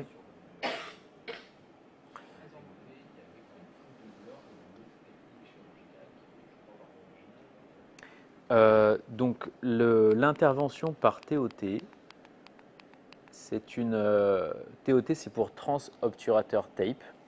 Et en fait, on va venir passer la bandelette dans les trous obturateurs. On les fait ressortir en fait. Donc on fait une petite incision au niveau du vagin d'environ 1 cm. On aborde l'urètre. On va décoller l'urètre pour faire la place pour la bandelette. On va passer la bandelette et on la fait ressortir par les trous obturateurs. Et chez certaines patientes, quand on met la bandelette, on la fait passer dans les trous obturateurs, on va venir irriter le nerf obturateur. Et c'est des patientes qui vont avoir des douleurs au niveau de la face interne de la cuisse. Et parfois également des paralysies. Très souvent, ces douleurs, elles sont temporaires. Soit c'est quelques heures après l'intervention. J'ai eu quelques patientes, ça a duré une quinzaine de jours. C'était très pénible pour elles, mais ça finit quasiment tout le temps par passer. Et donc effectivement, c'est un effet secondaire. Moi, je leur explique, c'est comme si, avant l'intervention, vous allez avoir l'impression comme si je vous avais fait faire le grand écart. Ça fait mal en fait à l'intérieur des cuisses. Mais dans la très grande majorité des cas, ça passe. Et pour l'autre technique, excuse-moi, tu me disais?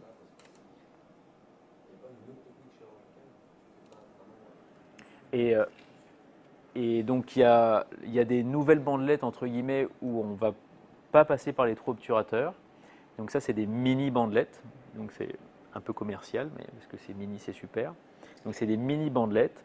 Et en fait on ne va pas les passer par les trous obturateurs. Par contre sur le long terme elles peuvent se détendre un tout petit peu parce qu'elles sont un peu plus courtes.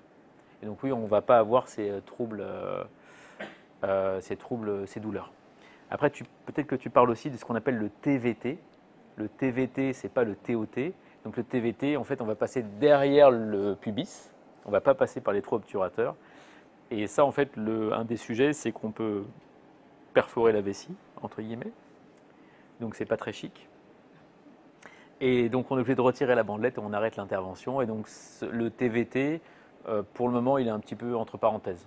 Parce qu'il y a plus de complications que d'efficacité. Voilà. Est-ce que vous avez des questions? Est-ce que c'est, comment je dirais, ton intervention, elle n'est pas modifiée de la perce du choix? Oui. Quand on passe, en fait, on va fixer la bandelette entre guillemets dans des tissus qui ne sont pas graisseux. Non, ça va passer dans les muscles du périnée. Et donc, non, il n'y a pas de graisse qui est prise dedans. Non, non. Donc, normalement, non. Oui. Le traitement laser, est-ce qu'il ne peut pas être proposé avant l'embryothérapie? C'est une très bonne question. Le traitement laser, donc nous, on n'en fait pas. C'est plutôt les médecins esthétiques qui le proposent. Et ces patientes, elles vont un peu sortir, nous, de notre cadre, entre guillemets. C'est plutôt des patientes qui ont déjà en fait un médecin esthétique, on va dire ça comme ça. Ils ont parlé de l'incontinence urinaire et il leur a proposé le laser. Mais à la question, est-ce qu'on peut faire du laser à la place de l'hormonothérapie locale? C'est ça la question? C'est de faire du laser au préalable pour préparer l'hormonothérapie. C'est une très bonne question. Je ne sais pas du tout. Je ne sais pas. Tu as entendu quelque chose par rapport à ça? Généralement, le médecin esthétique préconise justement de faire du laser avant le traitement d'hormonothérapie. Ok. Bah, je regarderai. Ok. Oui. Mais c'est vrai que nous, on va être très, entre guillemets, remboursement like en fait au final, et on va pas aller vers les techniques. C'est notre point faible. Ouais.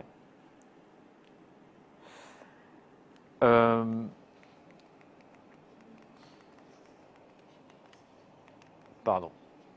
Qu'est-ce que vous faites chez un homme, qui a une incontinence urinaire par impériosité?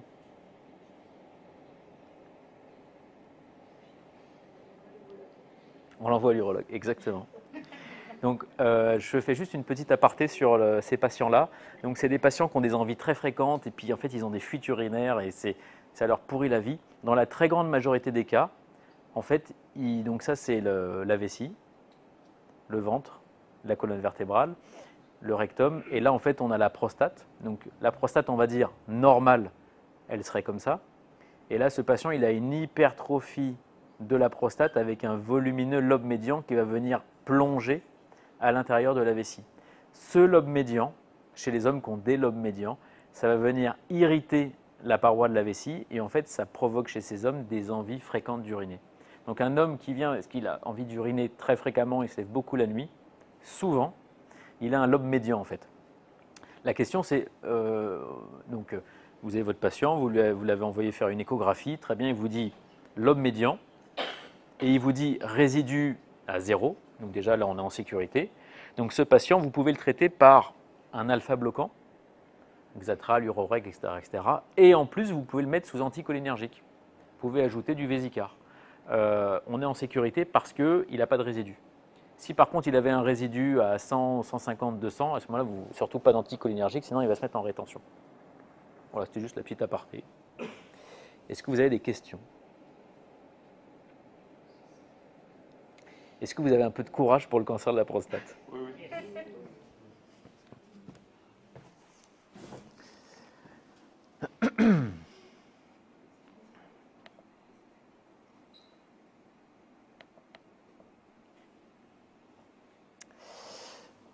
Alors, donc je vous fais le dépistage du cancer de la prostate. Allez, c'est parti. Donc le réseau oncologie, je fais un peu de pub. Vous pouvez vous inscrire sur le réseau, vous vous connectez, vous allez avoir un identifiant et vous allez voir tous vos patients, uniquement vos patients. Comme ça, vous allez pouvoir avoir accès à tout ce qu'on fait au niveau oncologique en Nouvelle-Calédonie pour eux. C'est hyper intéressant. Bon, il faut vivre dans le monde de 2025. Donc le but du dépistage du cancer de la prostate, c'est de dépister un cancer de la prostate avant qu'il soit trop important, avant qu'il sorte de la prostate. Et pourquoi est-ce qu'on fait un dépistage? C'est pour diagnostiquer une maladie précoce le plus tôt possible pour arrêter ou stopper la progression d'une maladie. Donc il y a certains critères qui doivent remplir à ça. Un, c'est une maladie qui est facilement détectable. Oui, le cancer de la prostate est facilement détectable. Deux, il faut que les traitements soient efficaces. Oui, les traitements sont efficaces. Et on doit pouvoir sélectionner des personnes qui sont plus à risque que d'autres. Donc, on peut faire du dépistage qui soit de bonne qualité ici en Nouvelle-Calédonie. En l'épidémiologie, donc, il y a quand même des cancers jeunes. Le cancer de la prostate est le cancer chez l'homme le plus fréquent après 50 ans. Après 80 ans, il y a 60% des hommes qui ont un cancer de la prostate. Et avant 30 ans, il y a 5% des hommes. Donc en fait, ça va toucher quasiment tout le spectre des hommes. C'est une maladie qui est extrêmement fréquente. Qui ça touche? Donc ça, c'est des chiffres calédoniens du registre du cancer. Donc ça va toucher des hommes d'environ 70 ans, mais là récemment j'ai eu un patient qui a 45 ans à qui on a trouvé un cancer de la prostate d'emblée métastatique, très très dur. Et donc ça touche aussi les hommes jeunes, mais en majorité c'est des hommes de 70 ans. Il y a différents facteurs de risque, vous les connaissez, surtout le risque génétique. Au niveau de l'interrogatoire, si vous avez le père, le frère, l'oncle qui ont des cancers de la prostate, il faut vraiment surveiller vos patients. Et il y a des mutations croisées. Cancer du sein, donc chez la mère, la tante, cancer de l'utérus, et également les cancers du côlon. Donc au final, c'est assez simple. Dès qu'il y a un cancer, il faut surveiller le cancer de la prostate. Bien sûr, les origines africaines, il y a une communauté ici d'Antillais. Il faut les surveiller plus que les autres parce qu'ils vont être plus à risque de faire un cancer de la prostate que la population générale. Et en plus, s'ils ont été exposés au chlordécone aux Antilles, ils sont encore plus à risque. Donc ces patients-là, il faut les surveiller, c'est très important. Les circonstances de découverte, alors c'est là où en fait il faut qu'on s'améliore un petit peu parce que on va découvrir un cancer de la prostate dans le cadre du dépistage dans moins de 50% des cas. Donc ça veut dire qu'on peut faire mieux, il faut qu'on essaie de faire mieux, donc il faut qu'on dépiste peut-être un tout petit peu plus. Je parlerai après du surdépistage, du surtraitement. L'homme qui a un cancer de la prostate, en fait, il va super bien. Dans la majorité des cas, il est en pleine forme, il vient nous voir en consultation. On lui dit, bah oui, bah écoutez, bah, vous avez un cancer. Il me dit, bah, je comprends pas, moi je vais super bien, je n'ai pas de problème au niveau urinaire. C'est vrai que dans 85% des cas, bah, il n'y a pas de symptômes, d'accord. On peut avoir parfois des troubles urinaires, mais dans la très grande majorité des cas, il n'y en a pas. Pourquoi? Parce que le cancer de la prostate va se développer d'abord dans la partie externe de la prostate, dans 75% des cas, et dans 25% des cas dans la partie centrale, dans la zone centrale. Donc ça peut provoquer un trouble urinaire plutôt dans cette partie-là, dans la partie centrale. Donc dans la majorité des cas, il n'y a pas de symptômes du cancer de la prostate. Si le cancer devient métastatique, les patients peuvent avoir des douleurs qui sont osseuses, et on va voir combien de pourcentage de patients ont ça. Le moment d'annonce de cancer de la prostate, j'en ai déjà parlé un petit peu avec la vessie, mais bien sûr, on parle beaucoup du cancer de la prostate, on parle beaucoup des effets secondaires du cancer de la prostate. Et donc, comme ça touche à la sexualité, ça touche à la continence, ça touche à la libido, ça touche à le fait, au fait entre guillemets d'être un homme, si je peux mettre des guillemets par rapport à ça, il y a quand même de la réticence des patients à venir se faire dépister. Et c'est problématique parce qu'en fait, on a des patients parfois qui arrivent sur des cancers métastatiques alors qu'on aurait pu les traiter plus rapidement. En Nouvelle-Calédonie, on détecte mal les cancers de prostate. Je suis désolé, mais il faut qu'on se le dise. En fait, dans 40% des cas, le cancer il est localisé. En fait, c'est pas terrible. Dans 16% des cas, il est métastatique. Dans 7% des cas, il est régional. Et puis dans 23% des cas, il est localisé avancé. Ça veut dire qu'il commence à sortir de la prostate. Ça veut dire qu'en fait, dans 60% des cas, on s'est un peu loupé. On aurait dû le dépister plus tôt parce qu'en fait, on a des techniques pour le dépister. Donc, il faut qu'on soit meilleur par rapport à ça. Le fameux test PSA, ça, Viviane, on peut en parler de ce test qui coûte cher au final. On avait eu une discussion par rapport à ça. Eh ben, je ne sais pas, c'est combien? Patrick?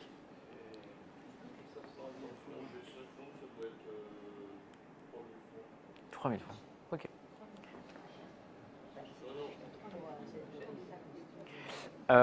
En Nouvelle-Calédonie, il y a environ 100 hommes par an qui ont un cancer de la prostate nouvellement diagnostiqué.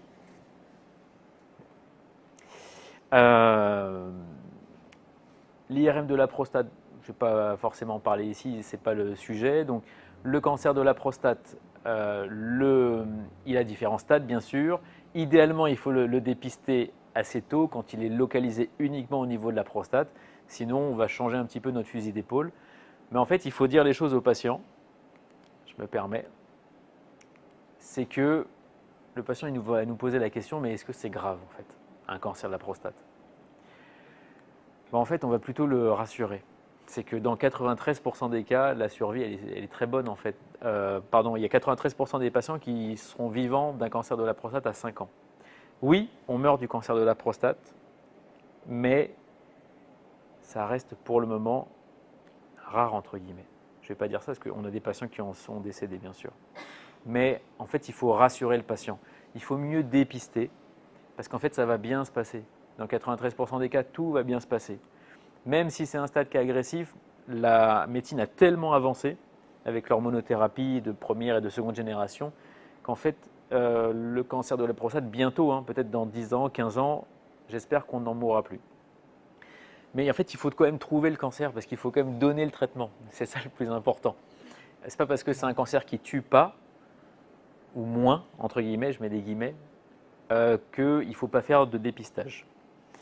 Il y a différents types de traitements pour le cancer de la prostate et c'est en fonction du type de cancer qu'on va proposer des traitements. Je m'arrête un tout petit peu sur la surveillance active.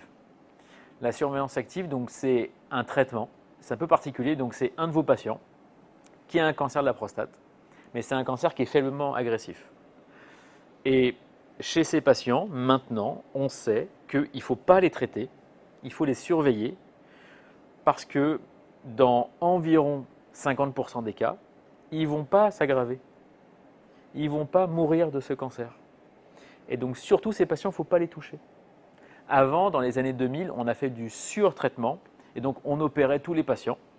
Et donc, on avait en fait beaucoup de morbidité après ces interventions pour des cancers au final qui n'étaient pas mortels. Donc, on s'est trompé, on a rectifié le tir, et maintenant, on a des recommandations qui sont très claires. Donc, on fait de la surveillance active, on surveille le patient. Donc, c'est vrai que c'est un peu pénible pour lui parce que c'est une épée de Damoclès. Il vient nous voir avec un PSA, il a les chocottes entre guillemets. Est-ce qu'il a augmenté? Est-ce qu'il n'a pas augmenté? On fait une IRM, on refait des biopsies. Oui, c'est embêtant. Oui, c'est contraignant. Mais on explique qu'on va garder ce qu'on appelle vraiment une fenêtre de curabilité pour, si le cancer évolue, on peut le traiter sans diminuer son espérance de vie ou sa qualité de vie. C'est ça le plus important. Donc la surveillance active est un traitement à part entière. Comme tout traitement de la prostate, que ce soit de la chirurgie ou de la radiothérapie, ça va provoquer des effets secondaires. Et c'est pour ça qu'on essaie de traiter que quand il faut, entre guillemets, parce que il y a un impact sur la fonction urinaire, il y a un impact sur la sexualité, les érections, la libido. L'hormonothérapie, ça joue chez les hommes, ça les fatigue, ça crée une asthénie, ça crée des troubles de l'humeur. Donc, au final, le traitement, on va ne le donner que si il y a une indication vraiment de progression de la maladie. Donc, c'est pour les cancers qui sont moyennement agressifs ou de haut risque, fortement agressifs. Je vous mets des chiffres. Donc, la calédonien, le taux d'incidence. Donc, le taux d'incidence en Nouvelle-Calédonie est d'environ 65. En métropole, c'est environ 100. Aux Antilles, on est à 180 ou 168, donc eux, ils sont hors jeu. On ne va pas les compter. Donc en Nouvelle-Calédonie, en fait, on est quasiment au même niveau que l'Australie ou que la Polynésie, on est un peu en dessous. C'est donc, bien sûr, vous l'avez compris, ce n'est pas parce qu'on a moins de cancers, c'est parce qu'on ne les trouve pas, en fait. Parce que dans les îles et dans le nord, en fait, il y a un peu plus de cancers. Pardon, non, il y a les mêmes cancers qu'en province sud, mais ils ont moins accès aux médecins, moins accès au dépistage, donc en fait, on les trouve un peu moins. Comme c'est bientôt l'heure de manger, si les patients vous demandent, oui, mais qu'est-ce que je fais pour ne pas avoir de cancer de la prostate dans l'alimentation? Est-ce que je peux faire quelque chose? Et bien, vous pouvez leur répondre, oui, il y a quelque chose à faire. Il y a des études qui sont très bien faites, qui ont prouvé qu'il y a 2 types d'aliments qui sont protecteurs pour le cancer de la prostate. Et d'ailleurs, les laboratoires mettent tout dans des gélules et on n'a plus qu'à manger les gélules et on est protégé. Mais vous pouvez leur dire qu'il faut qu'ils mangent des aliments, des fruits, des légumes qui sont rouges. Ça contient un glycopène qui est un antioxydant et qui va diminuer le risque de faire un cancer de la prostate. Donc vous leur dites, vous allez au marché, tout ce qui est rouge, vous le mangez. Donc les goyaves, les papayes rouges, les tomates, le carotène, enfin les carottes, etc. Tout ce qui est rouge, ça, c'est protecteur. Ensuite, vous pouvez leur dire, il y a autre chose, c'est ce qu'on appelle les phytoestrogènes. Donc dans les phytoestrogènes, c'est le soja, les graines de soja et les oléagineux. Excusez-moi. Ça, c'est protecteur. Et donc au final, on va trouver un peu les deux dans les compléments alimentaires, mais déjà dans l'alimentation, vous pouvez les guider. Ils sont très satisfaits généralement quand on leur donne des petits conseils comme ça. Donc je reviens juste l'intérêt de faire un dépistage. Bon, on est tous d'accord là-dessus. On fait un diagnostic précoce, on fait un traitement efficace, on diminue les effets secondaires et on diminue les dépenses de santé. Par rapport aux dépenses de santé, justement, on fait juste une vision de l'esprit. Pardon, je ne sais plus le mot, je suis désolé. Une expérience de pensée, pardon. Pour un patient qui a un cancer de la prostate qui est localisé, on va le traiter. Donc soit par chirurgie, soit par radiothérapie. On va dire qu'il va coûter c'est un ordre de grandeur, entre 500 000 à 1 million. Ok, à peu près. Avec les PSA, avec les biopsies, avec l'IRM, avec le PET scan peut-être, avec tout ça. On fait un suivi sur 10 ans.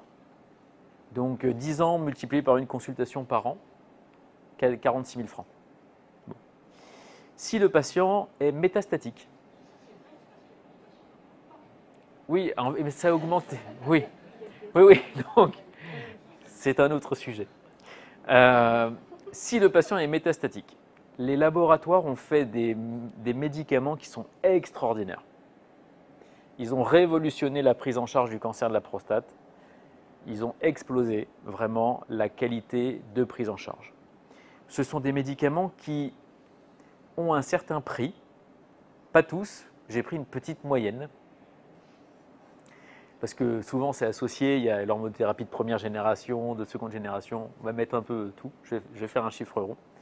Et au final, sur 10 ans, on est environ à 60 millions. Donc, pour faire des économies de santé, il faut mieux diagnostiquer un patient plutôt tôt, comme ça fait des économies à tout le monde, et en plus, on traite bien les patients. Voilà. Est-ce que vous avez des questions ?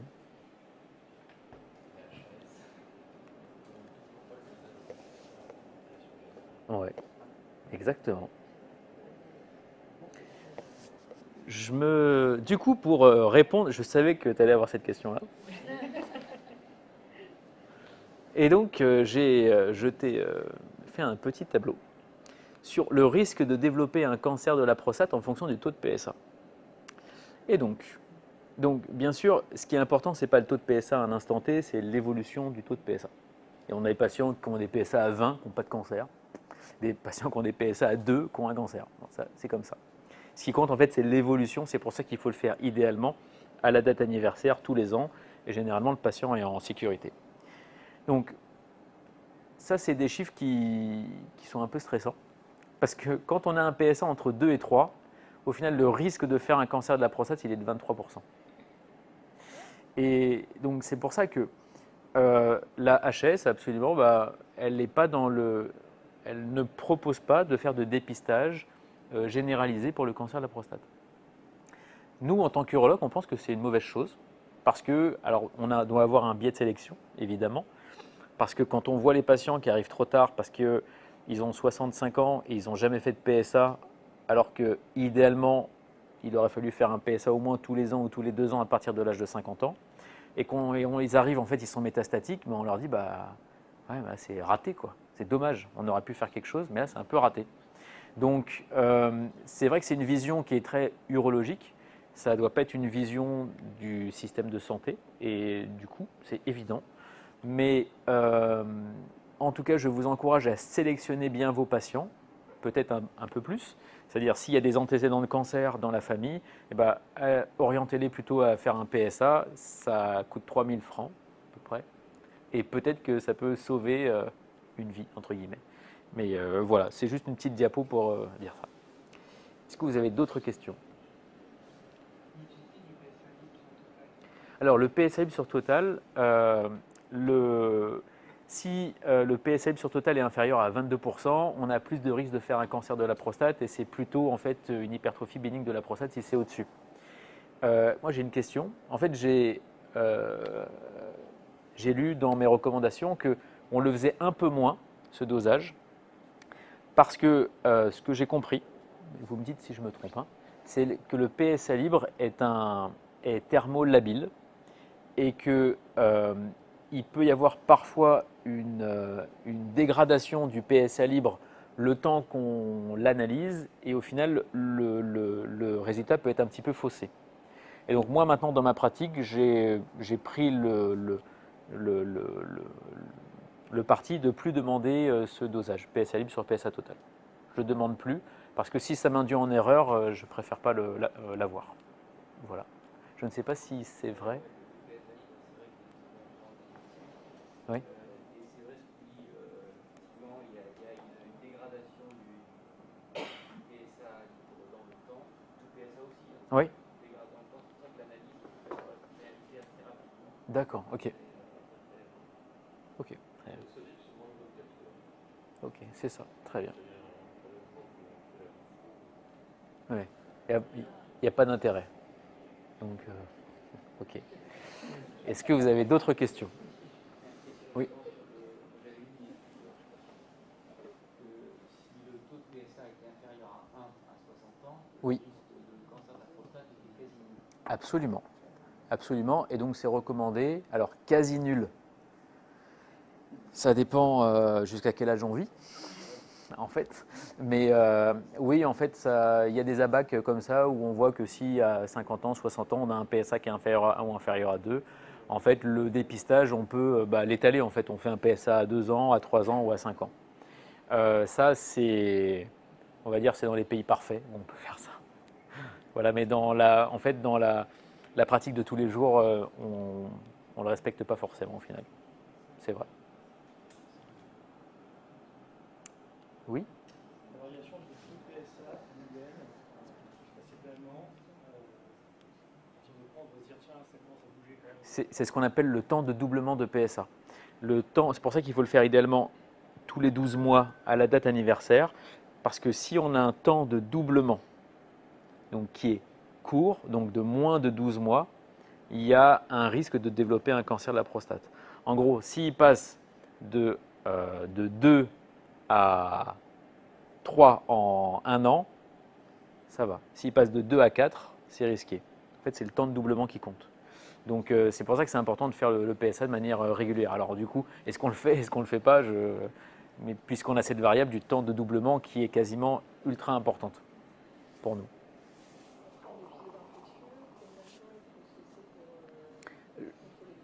Alors, le temps de demi-vie, normalement, c'est 30 jours. Monsieur, c'est le cas. Donc, en fait, c'est 30 jours. Donc, normalement, si on le refait à 1 mois après, il devrait être normal.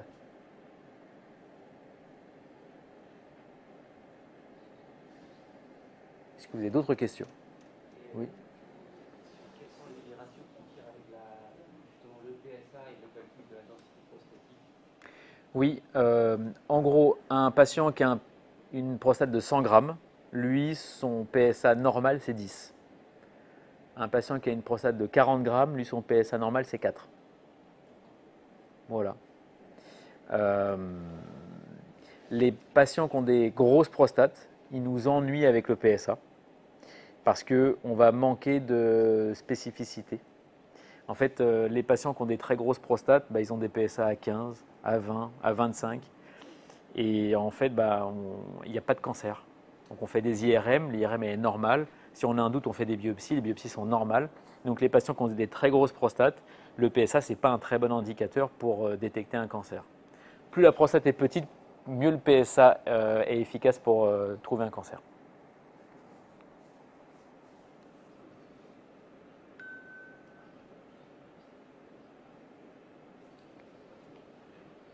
C'est tout bon? Ouais, c'est bon. Merci beaucoup. Merci.